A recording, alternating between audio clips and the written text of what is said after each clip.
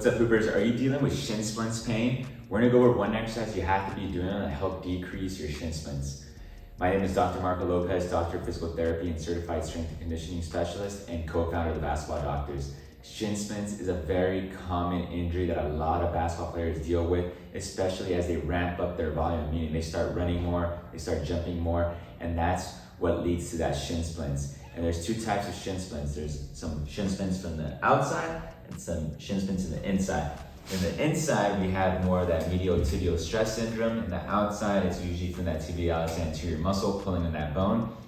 So depending on what type of shin splints, there's different types of treatment. But a lot of the times, a lot of people fail to realize that they need to be strengthening that posterior tibialis muscle. Not so much the anterior tibialis muscle, but the posterior one. Because that is one that's often undertrained, and that one plays a huge role once your foot hits the ground to really get all those muscles working. So we're gonna go over one exercise that you can do with this band to help decrease your pain. So this is gonna be called the posterior tibialis isometric exercise. So what you're gonna do is you're gonna hold the position that the posterior tibialis tendon does and hold it for 30 to 45 seconds with this band. So the reason we work on this posterior tibialis tendon is that it helps provide stability in the foot here, and it decreases your risk for flat feet, and it also prevents collapse of your arch. So the way we're gonna activate it is, like I said, the posterior tibialis tendon muscle does a lot of this motion here where the foot goes inward. So we're gonna hold that position. So what's gonna happen is we're gonna place this band here around our foot, and then we're gonna place the other end around the bottom of our other foot. And from here, we're just gonna bring our foot up here. So you see how my foot is going down towards the ground? So right now, we're kind of stretching out that tendon. So what I'm gonna do is now go into this motion towards my hand. You see how my foot's coming up? And then I'm gonna point down.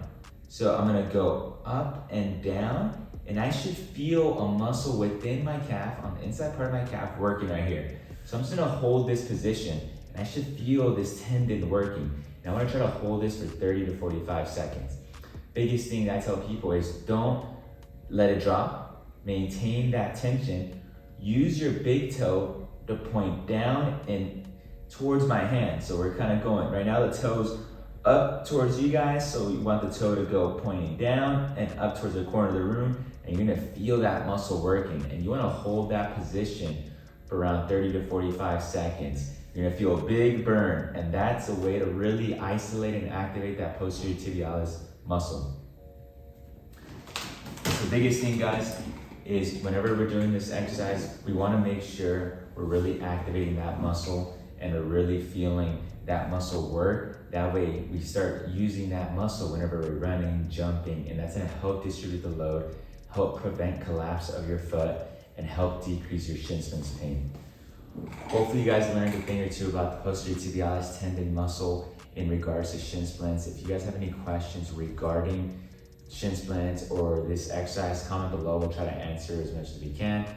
Hit the like, share, subscribe button if you like this video. We are the Basketball Doctors. Let's ball for life.